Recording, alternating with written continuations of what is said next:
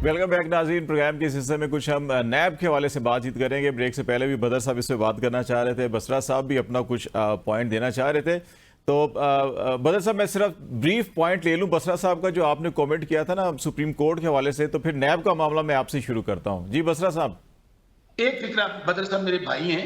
असल में ना पीपल्स पार्टी का प्रॉब्लम ये है, ये कहते कुछ है करते कुछ है।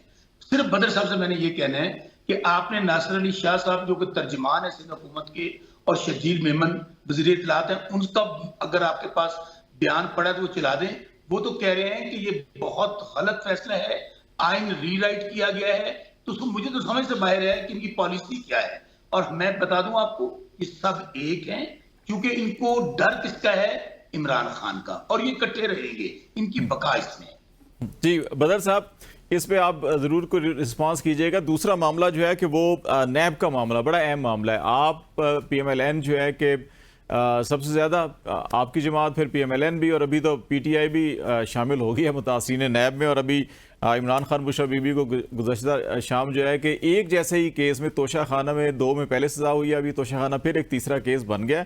तो इस हवाले से भी थोड़ा बताइएगा कि जो कानून के अंदर एक ही नोयत का मामला हो तो उसमें बार बार केसेस बन सकते हैं, नहीं बन सकते? देखिए, डबल जेपिटी तो हो नहीं सकती। बसरा साहब मेरे भाई हैं, इनको शायद शर्जील मेमन और नासिर शाह साहब की स्टेटमेंट इन्होंने अच्छी लगी है, तो मेरी बात चूंकि इनको समझ नहीं लगी, इस वजह से इन्होंने कह दिया कि मेरी पॉलिसी या मेरी स्टेटमेंट फर्क है। मैंने तो कहीं पे कहा ही नहीं है कि ये रीराइट ऑफ द कॉन्स्टिट्यूशन नहीं है। मैंने तो कहीं पे इस बात को डिनाई नहीं किया कि ये ओवरडूइंग हुई है। मैंने तो कानूनी बात जो हाफिज एहसान खोखर साहब ने की थी, मैंने जो प्रोसीजर उन्होंने बताया था, जो लीगलिटी बताई थी, मैंने कहा कि I am the same school of thought कि 63A जो ओपिनियन था प्रेसिडेंट ऑफ पाकिस्तान ने भेजा, पहले जजेस ने एक ओपिनियन दिया, फिर उसी को ओवरडू करके 63A पे दूसरा ओपिनियन दिया। क्यों किया ऐसा? रीराइट ऑफ द कॉन्स्टिट्यूशन क्यों किया? उसके बाद अभी इस फैसले के अंदर जैसे उन्होंने बात बताई थी कि ये जो पॉलिटिकल पार्टीज होती हैं, पॉलिटिकल पार्टीज इलेक्शन कंप्लीट होने से पहले जब नॉमिनेशन पेपर फाइल हो रहे होते हैं, उस टाइम पे फाइल करते हैं। उस टाइम पे पीटीआई ने क्यों नहीं ड्यू प्रोसेस फॉलो किया, और पीटीआई ने क्यों नहीं अपनी पार्टी को रजिस्टर करवाया? उसके बाद जो इनकी लीगैलिटी थी नॉमिनेशन पेपर फाइल करने की, इन्होंने नहीं किया। एसआईसी ने तो कोई रिजर्व सीट्स के ऊपर लिस्ट दी नहीं हुई थी, तो इनको सीट कैसे मिल सकती है? सुप्रीम कोर्ट कैसे जो है इनको एक ऐसी चीज कर सकता है जिसका जो ड्यू प्रोसेस ऑफ लॉ है, लीगैलिटी है, अगर वो पूरी नहीं हो रही तो सुप्रीम कोर्ट कैसे रीराइट ऑफ द कॉन्स्टिट्यूशन कर सकता है? अगर बात ये हाफिज एहसान खोखर साहब ने की थी, मैं तो उसकी डिटेल में मैं उनकी बात को रिपीट नहीं करना चाह रहा था, लेकिन बसरा साहब को चूंकि उस टाइम पे समझ नहीं आई कि मैं क्या बात कर रहा हूँ, मैंने सिर्फ इसलिए कहा था कि I am of the same school of thought. जो उन्होंने लीगल प्रोसीजर्स की बात की है, जो कि पॉलिटिकल, हाँ, इसके अंदर जो पॉलिटिकल इंपैक्ट है उसके ऊपर पार्टीज डिस्कशन करेंगी, देखेंगी। लेकिन अगर सुप्रीम कोर्ट कोई डिसीजन गलत करती है या रीराइट ऑफ द कॉन्स्टिट्यूशन करता है, तो पीपल्स पार्टी अपने लीगल एक्सपर्ट से बातचीत कर रही है, और उसके ऊपर लीडरशिप जो है अपना ओपिनियन देगी, तो हम भी उसके ऊपर बात करेंगे। हुकूमत अपनी कर रही है, फिर इसके ऊपर मुशावरत करके अपना एक ओपिनियन देंगे कि आगे क्या हो सकता है और इसका पॉलिटिकल इंपैक्ट क्या है। नैब के हवाले से सिर्फ मैं बात ये कर रहा था कि 97 में एहतसाब ब्यूरो बना, 2002 में मुशर्रफ ने जाके यही एहतसाब ब्यूरो जो उस टाइम पे पॉलिटिकल विक्टिमाइजेशन कर रहा था, 2002 में पॉलिटिकल विक्टिमाइजेशन के लिए नैब का इदारा बना दिया गया। इस मुल्क में करप्शन को रोकने के लिए नैब का इदारा होना चाहिए था, ना कि पॉलिटिकल विक्टिमाइजेशन के लिए। और सबसे पहले उन्होंने एक जिमनी जो पार्टी बनाई पेट्रियट की, आपकी पार्टी को ही तोड़ के बनाया गया था, मुझे याद है अच्छी तरह से। मैं यही अर्ज कर रहा हूँ कि ये करप्शन को रोकने के लिए कि पाकिस्तान के अंदर चाहे कोई पॉलिटिशियन है, चाहे कोई सरकारी अफसर है, या कोई और किसी डिपार्टमेंट का अफसर है, या कोई कारोबारी शख्सियत है, कोई पब्लिक एट लार्ज का फ्रॉड है, उसको करप्शन को या मिस रिप्रेजेंटेशन को जो है एड्रेस करने के लिए, जो है फ्रॉड को जो है एड्रेस करने के लिए ऐसा कानून साजी की गई थी, ना कि पॉलिटिकल विक्टिमाइजेशन। यहाँ पे बहुत सारे लोगों को जो है पॉलिटिकली विक्टिमाइज किया गया, मेरे वालिद को, हमें भी किया गया। यहाँ पे देखे ना कि जब मेरे वालिद पे केस बनाया गया 2001 में, तो 139 टाइम्स उनको नैब ने बुलाया, हर दूसरे बुलाते थे, फलाना डॉक्यूमेंट ले आए, फलाना ले आए। और जब सारी चीजें, सारे सोर्स ऑफ प्रॉपरली प्रोवाइड कर दी गई, तो उन्होंने, चूंकि मेरे वालिद पार्टी पीपल्स पार्टी नहीं छोड़े थे और जो लोग छोड़ के गए थे उनके वोटों से, एक वोट से मुस्लिम लीग काफ की हुकूमत बनी और जमाली साहब वजीर आजम बने, तो मेरे वालिद को इन्होंने गिरफ्तार कर लिया। तो ये नैब की जो पॉलिटिकल विक्टिमाइजेशन है, ये आज की नहीं है, पुरानी है, बिल्कुल इसको खत्म होना चाहिए। तो ये चीज देखने की जरूरत है कि हमें इस मुल्क में करप्शन को रोकने के लिए नैब के इदारे को हरकत में लाना चाहिए, ना कि पॉलिटिकल विक्टिमाइजेशन होनी चाहिए। जरा एहसान खोगर साहब, आपकी तरफ मैं आता हूँ कि ये मामला हमें जहाँ पे एक तारीख है, पूरी हिस्ट्री है, जैसे अभी जुल्फिकार बदर भी बता रहे थे कि अभी भी अगर हम देखें जिस केस के अंदर अभी गुज़श्ता रोज़ इमरान खान या बुशरा बीबी को पकड़ा गया, तो ये 30 अप्रैल से इसमें इस खदशे के पेश नज़र के एक ही जैसे केस में तीसरी बार या चौथी बार एक तहकीकात की जा रही है, तो एक ज़मानत की दरख्वास्त भी दी गई है, लेकिन अभी तक वो 4 दफ़ा लगती है, 4 दफ़ा कैंसिल होती है। अभी एहतसाब अदालत के अंदर भी नोटिस हुए हुए हैं नैब को इसी केस के अंदर ज़मानत के हवाले से, लेकिन फिर गिरफ्तारी भी हो गई, रिमांड भी हो गया। इसको हम ना तो हम करप्शन को ढील दे सकते हैं, ना ही हम इदारों को ढील दे सकते हैं कि आप असल काम से हटकर जो है कि वो काम करें जो अभी जुल्फिकार बदर साहब कह रहे हैं। तो हम कुछ दरमियानी रास्ता निकाल कैसे सकते हैं?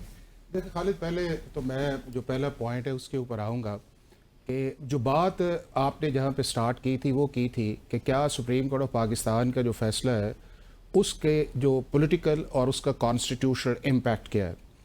मैं उसके अंदर जिस चीज़ को मैंने बनाया या जिसके ऊपर आर्गूमेंट किया और जिसके अंदर पाकिस्तान के जितने भी लोग हैं जो जस्टिस सेक्टर से रिलेटेड हैं, वो इस बात से एग्रीड हैं कि सुप्रीम कोर्ट ऑफ पाकिस्तान का काम आइन की तशरीह है।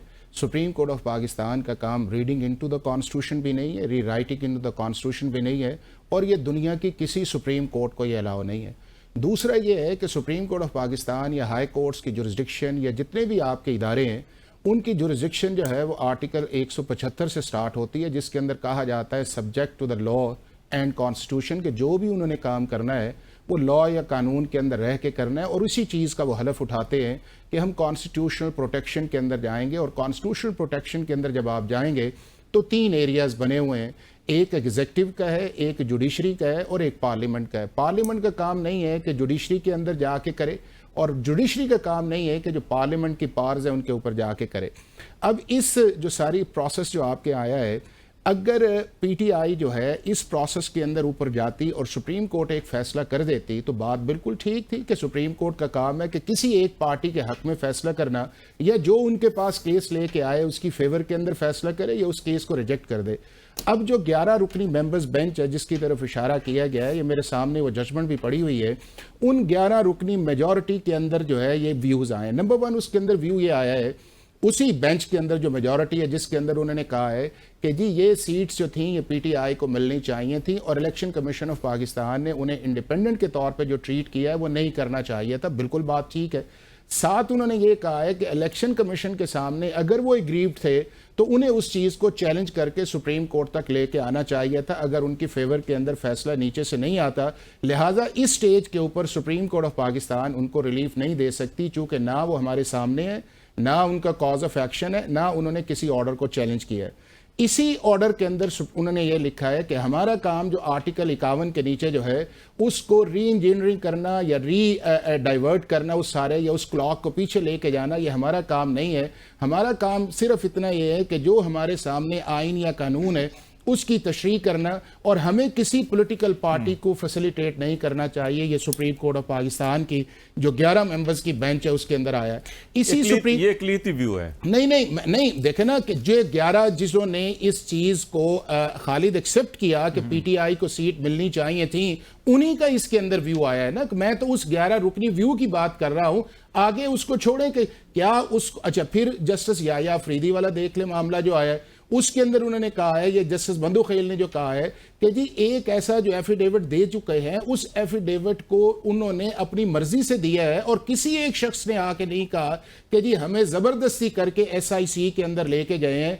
और वो जो एफिडेविट से हम किस तरह उसको रिवर्स कर सकते हैं। तो बात सिर्फ कानूनी या कॉन्स्टिट्यूशन है, पॉलिटिकल एक और चीज है। और बैठ के आर्गुमेंट करके अगले को सिर्फ इस पॉइंट के ऊपर लेके जाएं कि नहीं जी आप जो बात कर रहे हैं, चूंकि यही हमारी पॉलिटिकल पार्टीज का या हमारे पॉलिटिकल लीडर्स का मसला है कि हम एक दूसरे की बात सुनने की बजाय, उसका लीगल आर्गुमेंट देने की बजाय, हम उसको किसी ना किसी जगह अलाइनमेंट करने की कोशिश करते हैं, क्योंकि शायद हमारा वो आर्गुमेंट जो है वो तगड़ा नहीं है उस चीज के अंदर। नहीं, मैंने आपको बसरा साहब मैंने आपको रोका नहीं है, मैंने मैंने आपको रोका नहीं है, मैंने आपको रोका नहीं है। मैंने अगर इनसे ही पूछ लें कि अगर सुप्रीम कोर्ट ऑफ पाकिस्तान यही फैसला जो है वो PMLN पार्टी ना होती या ये जो है दूसरी जो है पीपल्स पार्टी ना होती, तो सुप्रीम कोर्ट ये फैसला करती जो उन्होंने किया है, तो इनका क्या व्यू उसके ऊपर आना था? ये अभी पूछ ले ना कि अगर एक काम कर ले, ये एक ब्रेक यहाँ पे आ रही है, उसके बाद फिर हमारे पास कोई 9-10 मिनट मजीद हो गए हैं। मैं ये जो खोखर साहब ने उठाया बसरा साहब, इसका भी आप जवाब दीजिएगा, और फिर मैं थोड़ा सा नैब के ऊपर जरूर डिस्कस करना चाह रहा हूँ। ब्रेक के बाद नाज़रीन वापस आएंगे तो उससे बात करेंगे, हमारे साथ रहेगा।